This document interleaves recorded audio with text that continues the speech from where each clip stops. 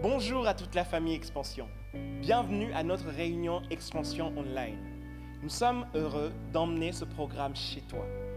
Nous te rappelons que tu peux nous suivre sur nos différentes plateformes Facebook, Instagram, YouTube et prochainement sur notre site internet. Il est important de se rappeler que tu es l'Église. Je suis l'Église. Nous sommes l'Église, particulièrement durant cette saison. Alors, tiens-toi prêt, mon ami. Nos pasteurs, Valérie et Caleb, vont nous emmener dans une série de prédications qui vont nous permettre de découvrir que Dieu est bien plus réel qu'on ne le pense. Nous aurons également des temps de louange de qualité durant nos rencontres. Nous sommes convaincus car nous prions que ces messages vont t'affermir dans ta foi en Dieu afin que tu deviennes inébranlable, quelle que soit la saison. Sois encouragé et bonne réunion Expansion. Donc je vous invite avec toute l'équipe à vous joindre à nous pour louer notre Dieu. Amen. C'est parti.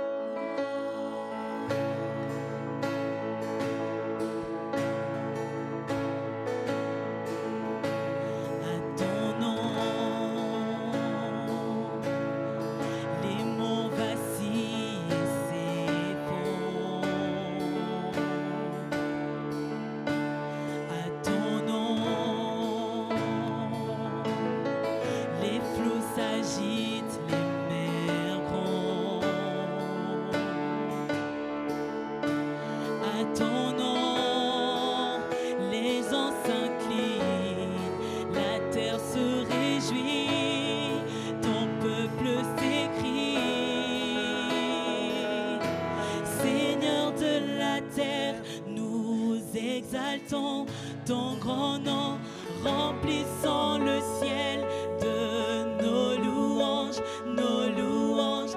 Yahweh, Yahweh, nous aimons proclamer ton nom.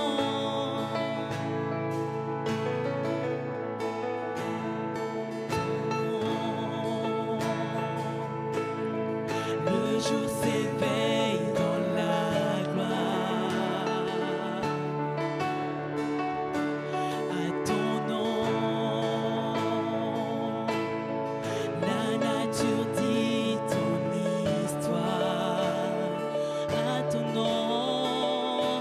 À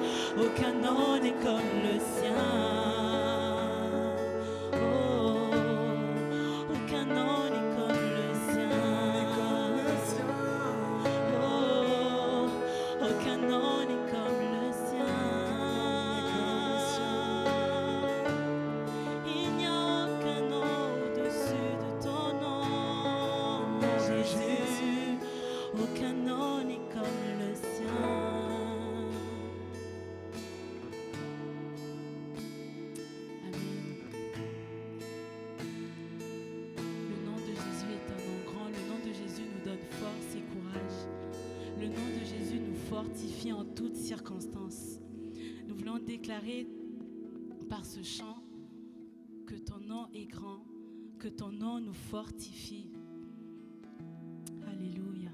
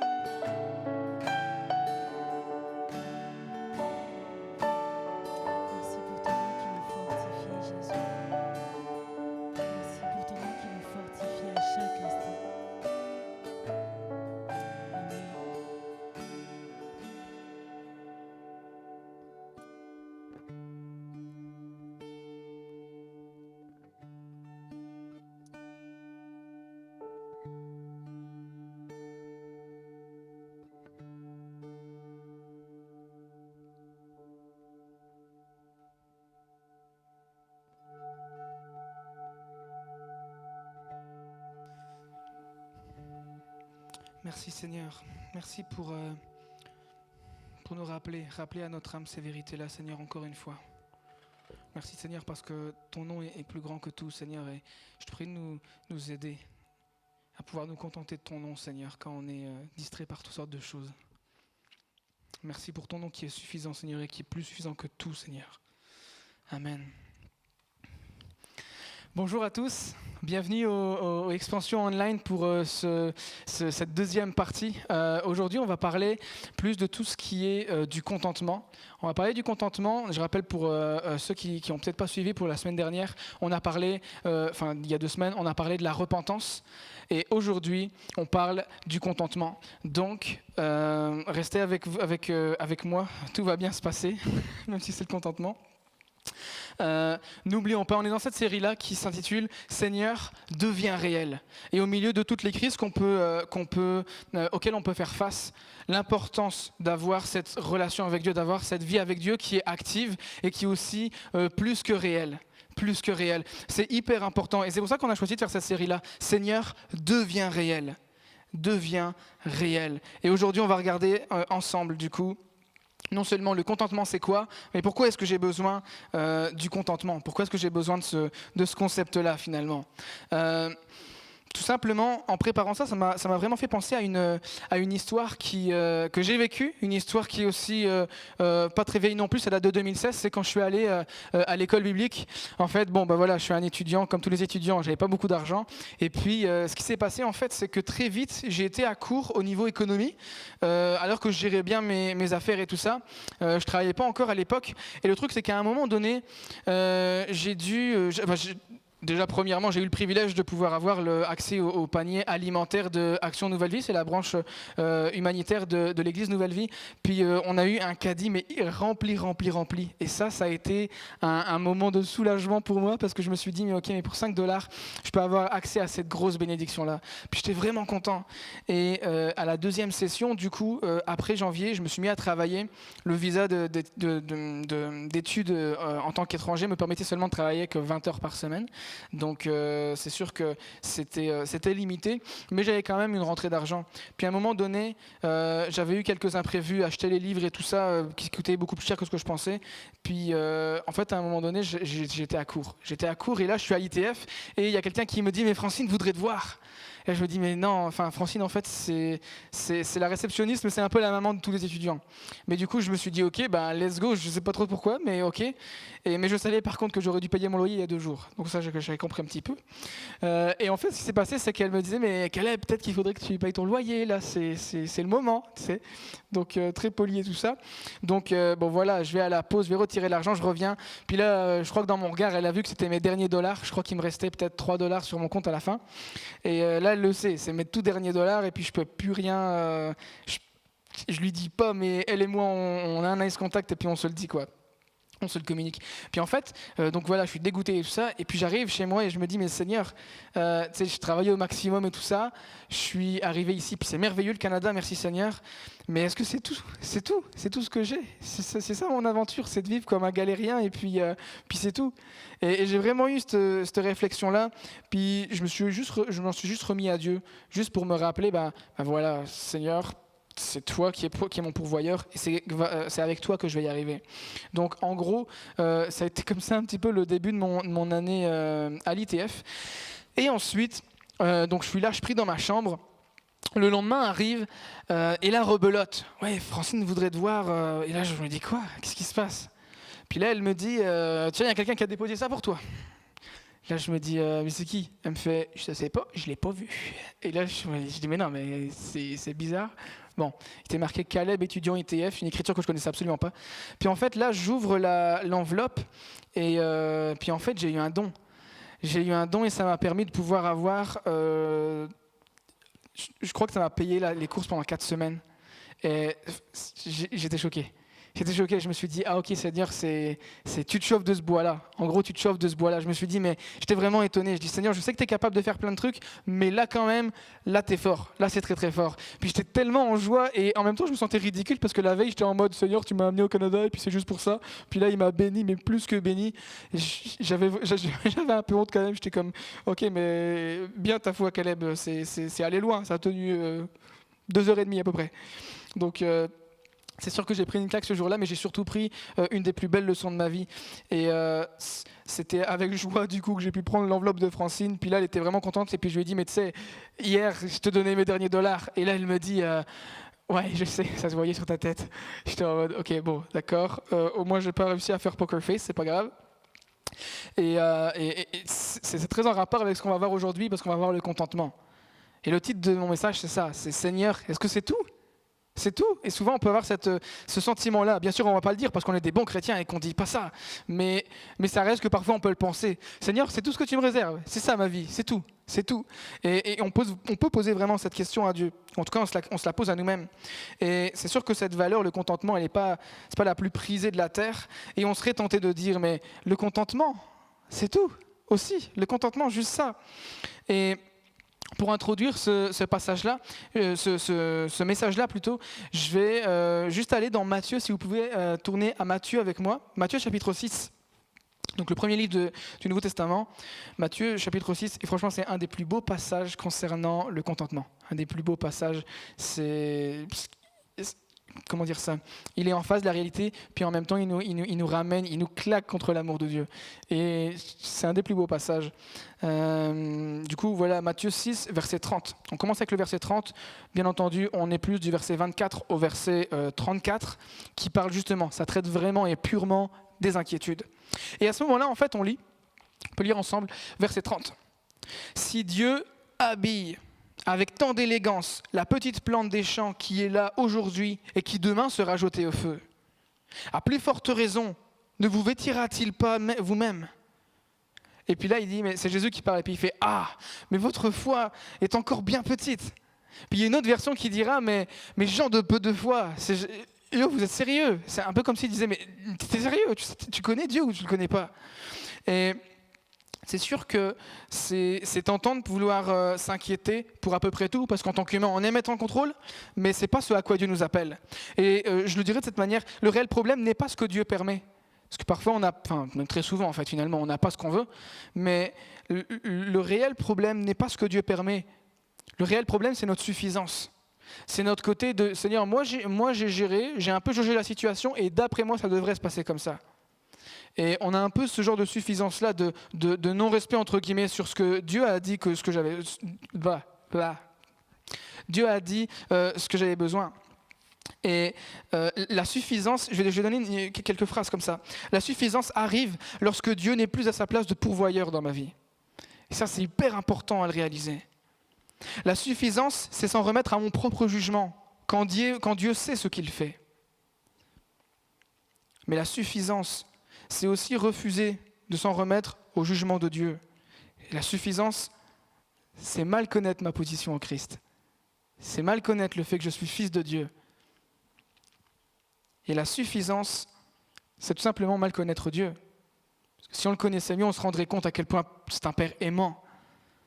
Et la suffisance, c'est aussi un signe de très mauvais focus. De très mauvais focus, mauvais objectif. Et gens de peu de foi. Puis j'imagine Jésus qui il le dit avec vérité, mais il le dit aussi avec amour. Mais gens de peu de foi, c'est sérieux? Non, quand même pas. Quand même pas. T'es pas en train de penser ça. T'es pas en train de penser que Dieu va t'abandonner quand même. Mais autrement dit, c'est pour qui est-ce que tu prends Dieu? Et là, on voit que c'est une question de perspective, totalement. Parce qu'en fait, au fur et à mesure des passages, il y a pas moins de 6 questions rhétoriques pour Jésus en train de montrer l'évidence. C'est évident, non? Dieu est en train de prendre soin de toi. C'est le genre de truc qui est évident. Et c'est un peu comme s'il nous tirait de tous nos problèmes, de tout ce à quoi on est habitué, pour nous placer devant la vérité la plus réelle de tous les temps, c'est que Dieu est amour. Et quand je sais qui Dieu est, et qui je suis pour Dieu, la confiance prime automatiquement. Parce qu'on se rappelle de son sacrifice, mais on se rappelle aussi de ce qu'il a pu faire pour nous. Et là, on se rappelle de lui et on se rappelle, entre guillemets, de nous en lui. Et ça m'a fait penser, cette histoire-là, à un moment que j'ai pu vivre, un autre moment que j'ai pu vivre. Du coup, on était en Normandie, à peu près cette époque-là de l'année. Avec mes parents, à un moment donné, on allait tous les ans en Normandie. Et là, j'aime beaucoup l'histoire, donc on a fait pas mal de musées niveau débarquement et tout ça. Et on est allé au musée qui s'appelle le Deadsman Corner Museum. Je ne sais pas pourquoi ils l'ont appelé comme ça, mais en gros c'est une maison qui est un peu au milieu de nulle part. Et à l'arrivée des Alliés, ça a été une maison qui a accueilli pas mal de blessés, des Américains, mais aussi des Allemands. Alors que c'était un hôpital de base allemand, et puis après il est passé aux mains des Américains. Mais je te fais un petit peu la scène. Tu rentres dans le musée, puis à un moment donné, je ne sais pas pourquoi, il fait noir. Donc tu fermes la porte, bien sûr tu as payé ton ticket, tu fermes la porte et compagnie. Et en fait là, ça s'ouvre, la lumière s'ouvre, et tu te rends compte qu'en fait il y a juste un mini corridor. Il y a juste un mini corridor et tout le reste est vitré. Puis là tu regardes dans la vitre et franchement j'ai flippé. J'ai flippé parce que t'es en conditions réelles. En fait, ils ont mis plein de mannequins, mais réalisé de manière tellement réaliste que tu as l'impression que tu y es. Tu as l'impression que tu n'es plus en 2019, enfin en 2020, du tout. Tu es de nouveau en 1944. Puis là, tu vois un Allemand qui est sur une MG42 comme ça à la fenêtre, tu en vois un autre qui opère 2 mecs avec les entrailles à l'air. C'est hyper bien fait, c'est vraiment bizarre. Et tu passes de pièce en pièce, et puis plus tu vas dans une autre pièce, plus tu te débloques. Tu es là, tu es en mode, mais too much for me, là, je sais pas quoi faire. Et en même temps, tu as des douilles partout, enfin vraiment, tu t'y croirais. Puis à la fin, sans prévenir, tu ouvres une porte et puis tu es dehors. Et là, tu es choqué, mais ça fait bizarre parce que c'est comme si tu avais fait un voyage dans le temps et sans prévenir, on t'avait remis en 2020. C'est vraiment trop bizarre. Et je me suis dit, mais parfois, ça fait exactement la même chose. Tu as l'impression, tant que tu es dans ta situation, il y a une espèce d'effet tunnel où tu te rends compte et tu es focus seulement sur les problèmes que tu as, sur ce qui te manque, sans oublier une réalité qui est extérieure, mais qui est tout aussi réelle que ce que tu vois. C'est que du coup, en l'occurrence, Dieu est là. Et de la même manière, j'étais dans ce musée-là et j'ai complètement oublié, moi, qu'on est arrivé avec mes parents et tout ça, et qu'on est arrivé en voiture, on s'est garé au parking, tout ça. Non, là, j'étais en 44. C'était fou. Et parfois, il y a cet effet tunnel-là, avec les inquiétudes. Et ça, c'est un piège. Parce que finalement, en tant que tel, c'est pas maman le problème. Le problème, c'est quand les inquiétudes deviennent tellement grandes que finalement, la seigneurie qui est sur ma vie, c'est plus celle de Dieu, c'est celle de l'argent. C'est à ce moment-là que ça devient un problème, pour faire référence au passage. Mais justement, là, Jésus dit, mais si Dieu a habillé avec tant d'élégance les fleurs des champs, est-ce qu'il ne va vraiment pas vous habiller? Ce genre de truc évident. Et j'ai vu une étude de l'INSEE par rapport au bien-être, en fait, le ressenti sur le bien-être chez les Français. Donc à la fin, ils ont fait une note sur 10. Et c'est assez intéressant parce que les indicateurs de qualité de vie qui ont été retenus par rapport du coup à l'étude Stiglitz, c'est le nom de l'étude, en fait, c'est les suivants. Premièrement, c'est les conditions de vie matérielles. Deuxièmement, la santé et l'éducation. Troisièmement, c'est les risques psychosociaux au travail. Ensuite, il n'y en a plus que 3. Gouvernance et droits des individus. En 5e position, loisirs et contacts sociaux. Et en 6e position, environnement et cadre de vie, sécurité économique et physique. C'est assez intéressant parce que, et d'ailleurs les Français ont donné la note de 6,8, mais on est vraiment heureux. Mais ce qui est assez intéressant, en fait, c'est qu'en première position, tu as les biens matériels, et en 6e position, tu as les contacts sociaux. Et c'est assez improbable finalement. En tout cas, quand on lit la Bible, si on regarde cette étude-là à la lumière de la Bible, c'est improbable parce qu'on est des êtres faits pour être en relation. Et accessoirement, on vit avec ce que Dieu nous donne. Et Dieu pourvoit à tout. Et là, ça prouve que s'ils ont eu ces critères-là, c'est parce que ça parlait plus aux gens. Ça prouve que le monde est complètement à l'envers. Et notre bonheur dépend de choses qu'on peut avoir ou non. Et non de quelque chose qui est immuable. Ce qui est techniquement plus logique. Et bien entendu, on parle de Dieu. Mais comment est-ce que je peux prendre Matthieu 6, verset 30, comment est-ce que je peux faire ça? Je peux voir aussi la réalité qui est la mienne ou qui est la vôtre, et en même temps attitude et tout ça. Je pense que tout simplement, on a besoin de réaliser notre position en Dieu. Et tout aussi important, son rôle pour moi.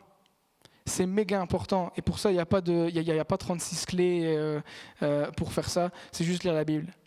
C'est juste lire la Bible, et comme on l'a vu il y a 15 jours, la laisser me pénétrer pour que je puisse être formé par elle, et pas seulement par ce qui m'arrive.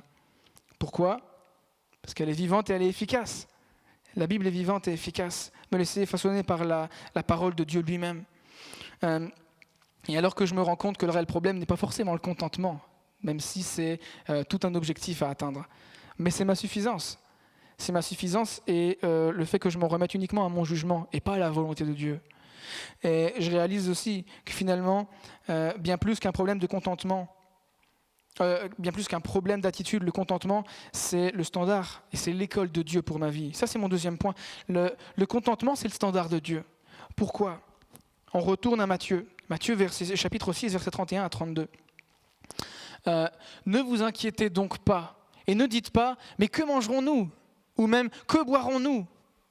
Et avec quoi nous habillerons-nous? Toutes ces choses, les païens s'en préoccupent sans cesse. Mais votre Père, qui est aux cieux, sait que vous en avez besoin. Et là, je m'arrête 2 minutes sur un mot. Les païens, en fait, c'est pas forcément une insulte, même si ça n'a pas l'air très gentil, mais dans le contexte, c'est pas forcément une insulte.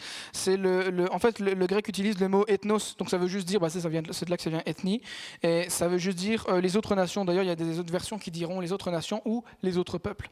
Donc, en gros, c'est ceux qui n'ont pas Dieu pour roi, là, tu vois. Une multitude, ça veut dire une compagnie, une troupe ou un essaim, une race humaine, les gentils. Et puis Paul utilise aussi ce terme-là pour les chrétiens gentils, donc les non-juifs. Et en gros, il est en train de dire, vous vous inquiétez exactement comme ceux qui n'ont pas Dieu, alors que vous avez Dieu. C'est un non-sens complet. C'est un non-sens complet, parce qu'étant donné qu'on a Dieu et qu'on a une relation avec Dieu, on sait très bien de quoi il est capable. Alors pourquoi est-ce qu'on retourne tout le temps dans les schémas cycliques d'inquiétude et de doute de Dieu finalement? Et le contentement, c'est le standard de Dieu aussi parce que c'est l'école du caractère. C'est l'école du caractère. Le contentement amène à l'humilité.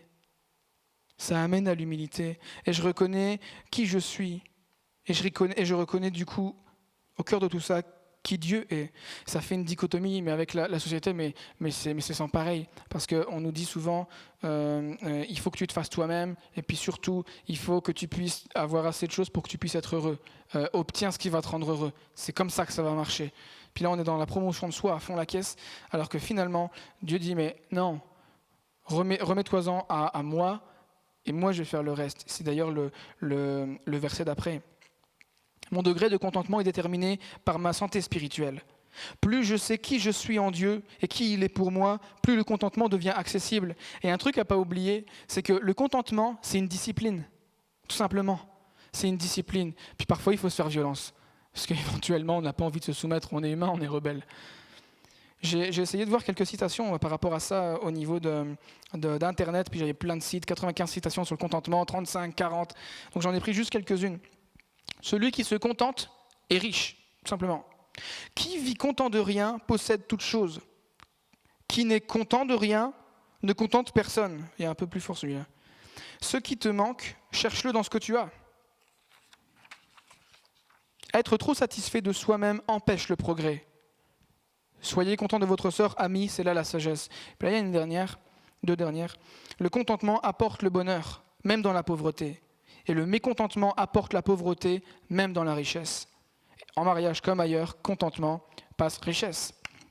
C'est toutes sortes de citations. Les gars ne sont pas chrétiens, mais ils reconnaissent la valeur et l'importance d'avoir justement ce contentement. Le contentement, c'est le standard de Dieu. Le standard de Dieu. Pourquoi ? Parce qu'une fois qu'on est dans le contentement, c'est qu'on dépend de lui.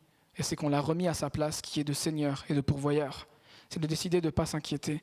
On va voir ça dans le verset d'après. Mais juste avant, j'aimerais bien vous partager une histoire qu'on a appris avec Valérie. En fait, je ne savais pas qu'elle existait, cette fille. Elle s'appelle Amberly Snyder, c'est une Américaine. Et elle a un parcours qui est assez impressionnant, ouais, elle est là. Ça, c'est le titre de son film, Walk, Ride and Rodeo. Et elle a un parcours vraiment atypique. Je vais vous le lire un petit peu. Elle a d'abord monté à cheval à 3 ans et a commencé à participer à des courses de baril, de rodéo à l'âge de 7 ans. Elle a remporté un prix en 2009, donc à 19 ans, enfin 18 ans. Et elle a été aussi présidente de la FFA de l'État, dans l'Utah du coup, l'État où elle était, de 2009 à 2010. Et le 10 janvier 2010, qu'est-ce qui se passe ? Elle est sur la route et en conduisant, elle a baissé les yeux en fait juste pour prendre sa carte, la carte qui était sur le côté passager. Elle la prend et en fait, le temps qu'elle fasse ça, la voiture, Amberly, elle perd le contrôle, son pick-up a glissé hors de la route et là, elle fait 7 tonneaux. Et à la fin des 7 tonneaux, ce qui se passe, c'est qu'en fait, elle est carrément projetée dehors du camion et en fait, elle vient s'écraser contre une clôture. Et là, sa 12e vertèbre est complètement détruite, ce qui la laisse du coup paralysée du bassin jusqu'au bas du corps.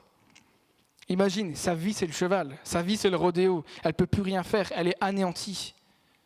Et qu'est-ce qui se passe ? Avec l'aide de la physiothérapie et d'une ceinture de sécurité sur sa selle, elle a carrément mis des ceintures de sécurité pour remonter à cheval. Parce que là, en fait, quand on perd les jambes, on le voit dans le film, et c'est tout le sens de l'équilibre qui est à réapprendre. Et c'est ça qui est galère. C'est parce qu'on n'a plus d'équilibre comme on a toujours eu, alors qu'on le prend pour acquis lorsqu'on a nos jambes.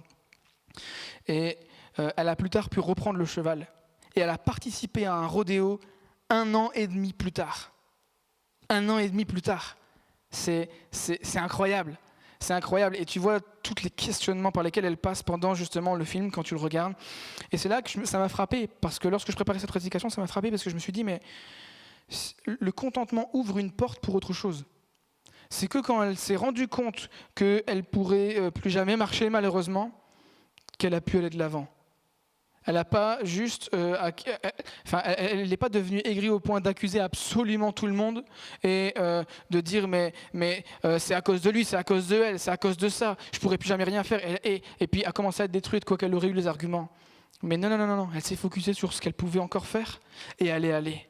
Et ça c'est tout simplement incroyable. La puissance du contentement, en réalisant son état, elle a pu s'ouvrir vers autre chose. Elle a pu s'ouvrir vers autre chose. Et parfois, en tant que chrétien, au lieu de vouloir tout le temps autre chose, on ferait mieux de pouvoir juste se contenter de ce qu'on a. Et c'est à ce moment-là que Dieu peut nous utiliser, alors qu'on est malléable, pour nous emmener plus loin, pour nous emmener là où lui nous emmène, a envie de nous emmener. Bien plus qu'une discipline intellectuelle, le contentement, c'est un commandement de Dieu. C'est marcher par la foi en celui qui est mon pourvoyeur. Et c'est ça qui est si important. C'est pouvoir s'arrêter au milieu de tout ce qu'on vit, puis laisser le Saint-Esprit, comme le dit la Bible, témoigner à notre esprit que nous sommes enfants de Dieu et que pour ça, j'ai pas à m'inquiéter. Pour ça, j'ai pas à m'inquiéter. Et non seulement le contentement est le standard de Dieu, mais c'est aussi la porte pour l'émerveillement. Et juste en passant, étant donné qu'on est tout le temps dans l'attente, dans la recherche d'autre chose, jamais, enfin en tout cas c'est pas inné pour nous d'être dans le contentement. Si on n'est pas dans le contentement, juste dans la présence de Dieu, je ne sais pas c'est avec quoi qu'on va l'être. Et si on n'est pas satisfait dans la présence de Dieu, le chemin est long là. Le chemin est long parce que la présence de Dieu, techniquement, c'est tout ce dont on a besoin. Et si même là, même dans la présence de Dieu, on n'est pas dans le contentement, c'est qu'il y a un truc qui ne va pas. Le focus n'est vraiment pas au bon endroit. Et je sais de quoi je parle. Ça me conduit à mon troisième point. Le contentement, c'est l'émerveillement. Parce qu'alors que j'accepte d'être dans la discipline de contentement et puis je laisse le Saint-Esprit m'inspirer par rapport à ça, c'est Dieu qui dicte où je vais. Et à ce moment-là, c'est l'émerveillement. Matthieu 6, versets 33 et 34. « Faites donc du règne de Dieu et de ce qui est juste à ses yeux votre préoccupation première. Et toutes ces choses vous seront données en plus. » Vous seront données en plus. Ne vous inquiétez pas pour le lendemain. Le lendemain se souciera de lui-même. Et là, il y a une phrase qu'on connaît tous parfaitement. À chaque jour suffit sa peine. À chaque jour suffit sa peine. C'est d'avoir le courage de pouvoir s'en remettre à Dieu. Et vous savez, ne vous inquiétez pas, verset 34. J'aime bien aussi lire des versions en anglaise. Et il y a une version qui dit refuse to worry, refuse de t'inquiéter. Refuse. C'est pas juste t'inquiète pas, ça va aller, c'est chill. C'est refuse. En tant que fils de mon Père, en tant que fils de Dieu, j'ai besoin de refuser de m'inquiéter parfois. Je ne parle pas pour les bonnes choses, il y a des inquiétudes qui sont entre guillemets saines parce que ça alerte, mais je parle de vivre dans un état d'esprit tout le temps d'inquiétude. Parfois, c'est mon devoir aussi de devoir filtrer mes pensées et de devoir prier pour mes pensées, parce que j'ai besoin que le Saint-Esprit vienne faire plutôt un tri là-dedans. Et Jésus le dit, faites donc du règne de Dieu et de ce qui est juste à ses yeux absolument toute votre préoccupation, la préoccupation première. Et toutes ces choses vous seront données en plus. Dès lors que je m'occupe des affaires de Dieu, Dieu s'occupe de mes affaires. Ne vous inquiétez pas pour le lendemain. Le lendemain se souciera bien de lui-même. À chaque jour suffit sa peine. Ça m'a fait penser à quelque chose aussi qu'on a pu voir avec Valérie. Ça fait 6 mois qu'on cherche un appart. Puis on l'avait dit dans un encounter, donc si vous êtes Expansion, vous le savez, mais à un moment donné, il y avait même eu un incendie dans notre immeuble. Puis là, on est dit, mais c'est bon, en plus on est dans le cœur de l'île, tu mets 20 minutes pour garer tous les jours. À un moment donné, t'en as marre. Et puis, Valérie a des défis avec le dos et tout ça. Puis là, tu dois taper tout le temps 3 escaliers et tout ça. Enfin, c'était vraiment pas, j'en passe, mais c'était vraiment pas les bonnes conditions pour nous. Puis là, on prie, Seigneur, s'il te plaît, amène-nous un appart. On a cherché. Enfin, surtout, en fait, c'est Valérie qui cherchait. Moi, j'appelais parfois. Mais Valérie, elle a cherché. Et puis, à un moment donné, on s'est rendu compte qu'en fait, on avait eu plus de 40 refus. Et là, on s'est dit, mais Seigneur, on fait quoi? Enfin, vraiment, on fait quoi? 40 refus, 8 visites, tout le temps des refus. On a failli même signer un bail, et puis là, on n'aura pas finalement. Enfin, c'était un challenge, mais en même temps, si ça, c'était seulement le seul problème, ça allait, mais il y en avait plein d'autres. Et en fait, j'ai commencé à détester l'appart où j'étais. Mais sans me rappeler qu'alors qu'on est revenu du Canada, Dieu a permis qu'on ait un appart meublé en un coup, sans qu'on nous demande rien. Et j'avais pas encore de travail à l'époque. Et franchement, j'ai pris une grosse leçon. Du coup, la bonne nouvelle, c'est qu'on a déménagé. Mais j'ai pris une grosse leçon parce que c'est qu'à partir du moment où j'ai commencé à être satisfait ou à pouvoir profiter de l'appart où j'étais maintenant, de pouvoir juste être dans le contentement par rapport à la situation que moi, je jugeais injuste. Moi, j'aurais dû avoir autre chose. C'est logique, Seigneur. Et le Seigneur, non. Il m'a appris juste à sois content de ce que tu as.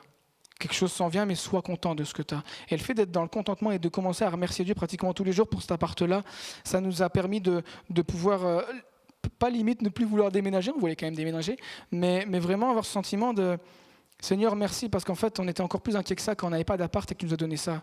Je sais que tu gères pour la suite. Et ça, c'est une expérience personnelle qui me rappelle que le contentement est nécessaire pour avancer avec Dieu.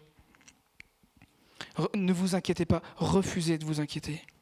Sur le chemin du contentement, Dieu nous donne l'occasion de le laisser nous enseigner, nous diriger et surtout de nous surprendre. Et il y a aussi quelque chose qui est intéressant, c'est le potentiel du contentement. Le potentiel du contentement qui vient nous former. Qui vient nous former parce qu'on n'est clairement pas fait pour ça. Mais comme on l'a dit il y a 15 jours, tellement important de pouvoir se poser chaque jour et se nourrir de la parole pour pouvoir savoir qui Dieu est. Et une fois que la personne de Dieu m'est plus connue, il y a plus de place pour cette inquiétude-là.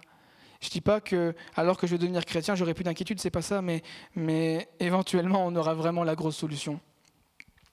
Et c'était juste ça que j'avais à cœur de partager, ma prière pour vous et puis pour moi, c'est qu'on puisse être dans le contentement.